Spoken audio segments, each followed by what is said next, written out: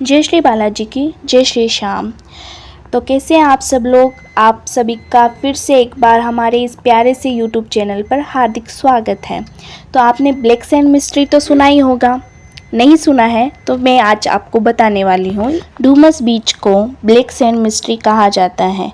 इसकी वजह है आयरन ऑक्साइड और मिनरल्स। कहते हैं कि ये ग्राउंड एनर्जी को बैलेंस करती हैं, इसलिए लोग यहाँ खड़े होकर शांति महसूस करते हैं। क्या आप डूमस बीच देखना चाहोगे कि डूमस बीच कैसा दिखता है, कैसा वहाँ का नज़ारा है और कैसा आप फील कर सकते हो? तो मैं आज आपको लेके जाने वाली हूँ डूमस बीच पे। जी हाँ, आपने सही सुना, हम जा रहे हैं डूमस बीच। तो पहले मैं थोड़ा सा बता देती हूँ कि डूमस बीच की हंटेड स्टोरी क्या है।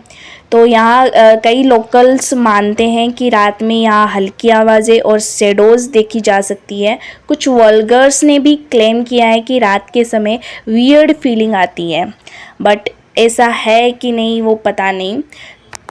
कुछ हिस्टोरियंस के अकॉर्डिंगली डूमस बीच एंशियंट ट्रेड रूट्स और स्मॉल पोर्ट के लिए यूज़ होता था, जहाँ पर ट्रेडर्स और फिशरमैन का एक्टिविटी डॉक्यूमेंटेड था। ये बात बताते बताते देखो रेगिस्तान का जहाज़ दिखाई दिया। आपको तो पता ही होगा रेगिस्तान का जहाज़ ऊँट को माना जाता है और यहाँ इसकी सवारी बहुत ही लोकप्रियता है। लोग बड़े आनंद पूर्वक इसकी सवारी करते हैं। तो चलिए हम आगे बढ़ते हैं। और यहाँ पर गणपति मंदिर भी देखने को मिलता है। मंदिर सिर्फ पूजा का सेंटर नहीं है, पर यहाँ अक्सर लोकल्स रिचुअल परफॉर्म करते हैं जो सेंचुरी से चल रहे हैं। मंदिर और समुद्र का कॉम्बिनेशन काफ़ी डिवाइन फीलिंग देता है। तो चलिए मंदिर की तरफ बढ़ते हैं, देखते हैं और दर्शन करते हैं। तो आइए हमारे साथ एकजुट हो जाइए और एक साथ बोलिए, गजाननं भूतगणादिसेवितं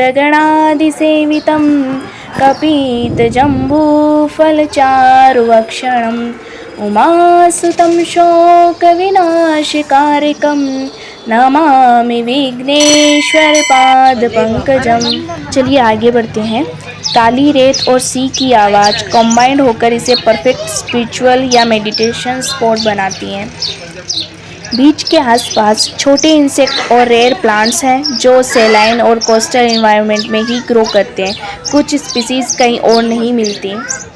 कहा जाता है कई ऋषियों ने अरब सागर के किनारे मेडिटेशन और तपस्या की थी। कई पुरानी कथाओं में समुद्र के जल को डिवाइन माना गया है। नज़ारा देखते देखते हम अगस्त्य ऋषि और समुद्र की कथा का स्मरण कर लेते हैं। बहुत समय पहले की बात है, समुद्र इतना गुस्से में आ गया था कि पूरे धरती पर पानी फैलने लगा। सारा पानी नदी नाले और ज़मीन तक भर गया था। लोग और जीव सृष्टि सब डर गए थे। तब उस समय के महान ऋषि अगस्त्य ने अपने तप और ध्यान से समुद्र को रोकने की ठानी। उन्होंने अपनी भक्ति और शक्ति से धीरे धीरे समुद्र का पानी पीना शुरू कर दिया।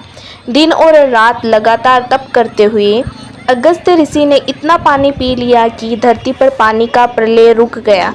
कहा जाता है कि इसी वजह से समुद्र कभी कभी शांत दिखता है और कुछ जगहों पर पानी दूर तक दिखाई नहीं देता। जैसे डूमस बीच पर आज भी हम देखते हैं पानी थोड़ी दूरी पर रहता है और आसपास की रेत और शांत वातावरण हमें लगता है कि शायद अगस्त्य ऋषि की तपस्या की गूंज अभी भी वहाँ महसूस होती है। डूमस बीच सिर्फ एक बीच नहीं है, ये एक एक्सपीरियंस है जहाँ स्पिरिचुअलिटी, नेचर और हिस्ट्री साथ में मिलती है।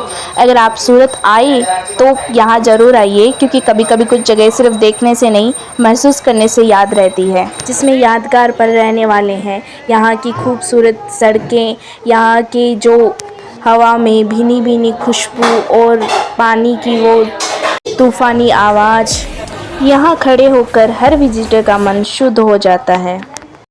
तो इससे पहले अगर आप किसी समुंदर के बीच पे अगर गए हो तो आपने देखा होगा कि यहाँ ये छोटे छोटे जो पोर्स है वो मिट्टी के अंदर बन जाते हैं, क्योंकि यहाँ पे इंसेक्ट्स वगैरह रहते हैं।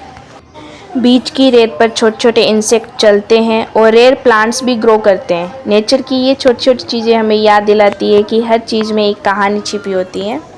और ये नज़ारा मैं आराम से अपनी आँखों से देख पा रही थी कि यहाँ बहुत सारे पॉट्स बने हुए हैं मिट्टी के अंदर, जिसके अंदर छोटे छोटे इंसेक्ट हैं वो आराम से चल रहे थे। तो आज का वीडियो आपको कैसा लगा कमेंट बॉक्स में ज़रूर बताइए। अब अगर आपका कोई एक्सपीरियंस है तो हमारे साथ ज़रूर शेयर कीजिए। बीच से निकल चुके थे और यहाँ पे हमने देखा नगरवन सूरत का बहुत ही सुंदर अद्भुत मनोरम दृश्य वाला बना हुआ है। तो अगर किसी को आना है तो यहाँ पे विज़िट ज़रूर कीजिए। Thank you for watching video, please keep watching.